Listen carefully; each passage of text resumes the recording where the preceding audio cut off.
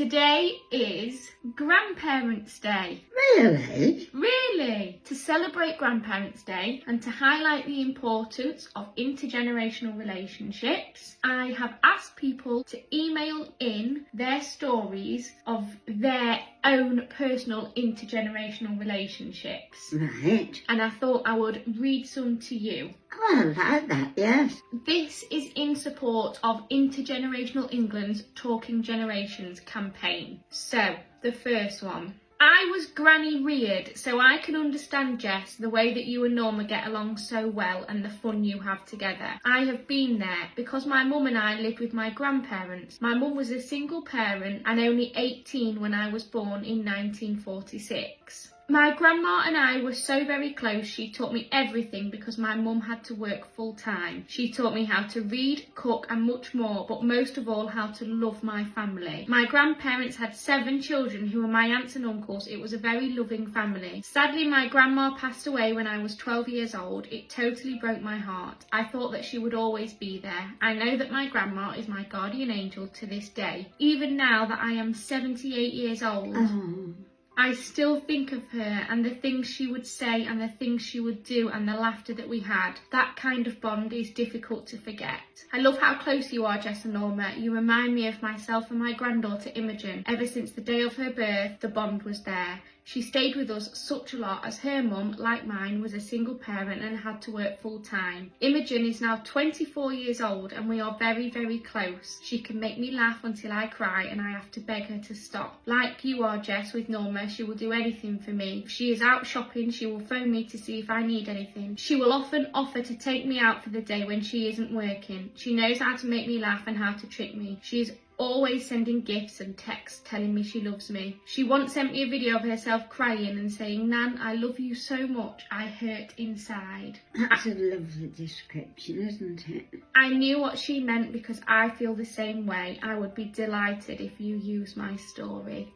It's lovely. It really is. And it kind of gels with us, doesn't it? It is very, very similar to what absolutely. we feel. Hi Jess and Norma, I hope you are both well and thank you for making me smile every day with the video you do and post. My story goes, I am from the northeast of England, a place called County Durham, where my grandparents are from. I have my granddad called Arthur and my nana Denise. Unfortunately, my nana passed away in 2014 on December the 17th due to a brain aneurysm. My nana was a lovely, kind person and always good with advice and was the best baker, anything from cakes, flan, trifles, you name it, she did it, and it was someone who gelled the family. My granddad worked in the mines until they got closed down and is a massive Sunderland supporter and loves Elvis. He is someone who loves to help someone out no matter how big or small the problem is. At the age of 15, I came out and I was so frightened to tell my grandparents due to the generation they were from, but they accepted it and they were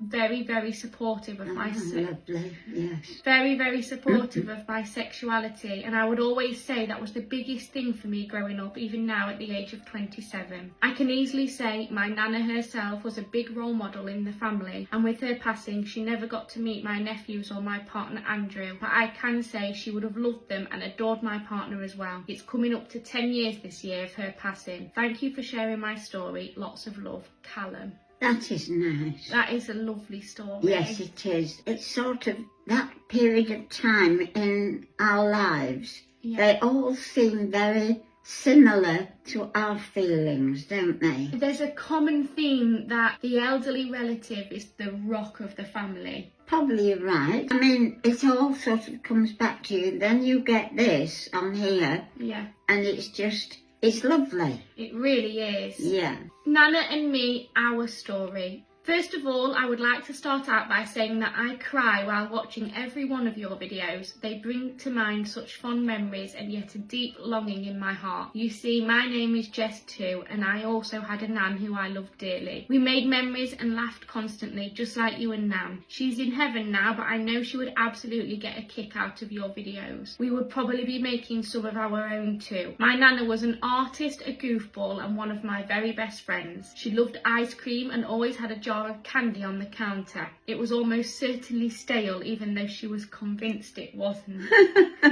One of my favourite things about my relationship with my nana was that we would teach each other.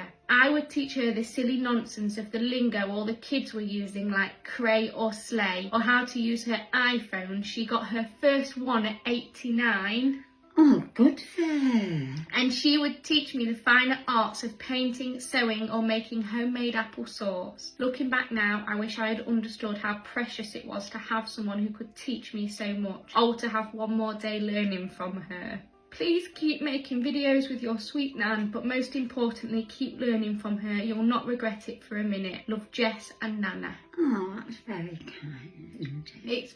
It's lovely. There is that sort of thing there. It's probably not as regular a thing for people to be like that as it was, but it's still there. The thing that we had with each other, they got it. Yeah. And there must be others the same that have that same connection. Yeah. Do you think I should get you an iPhone? I wouldn't know what to do with it, Jess. What's an iPhone anyway? That we're filming on. Hi Jess and Norma. Firstly, I would love to say how much of a pleasure it is to watch your videos and see how your relationship between each other reminds me of me and my Nana. My Nana is the most important person to me. We have a very similar relationship to you and Norma. I couldn't do life without her. She's so funny, full of character, and she is my #1 supporter. I would move heaven and earth for her. She is unfortunately wheelchair bound and struggles to walk more than a few steps before her legs start to give way. We try to go on a weekend away each year, mainly to Blackpool for the illuminations, just for some quality time and a change of scenery. We do everything we can together, and I couldn't go a day without speaking to her or seeing her. I purposely bought the house opposite to her in case they ever need me. I know you'll understand how much she means to me. Thanks for reading, Samantha and Joyce. Nana Bam, as we call her, just like Bam Bam from the Flintstones. Oh yes, there was, wasn't there? Yeah. Oh. Have you ever been to Blackpool? Yes, once. Do you know what? It's funny because growing up, whenever my mum would come up the stairs and I'd left a light on, she'd say, "It's like Blackpool illuminations in here." What is she doing now? It was when I was quite young. My mum and I went together on like a day trip. We went by train. Yeah. I didn't see much of the illuminations, unfortunately. Let me guess, were you travel sick, perhaps? No, I got a tummy bug. So we had to go and sit in the ballroom where the loos were. It has been lovely to hear your stories. Oh, it is. You know, everybody should be like that with their mums and their nans and... Definitely. Thank you so much for sending them in. Oh, yes, I've loved that. It's sort of bringing it closer. Yes. Yes.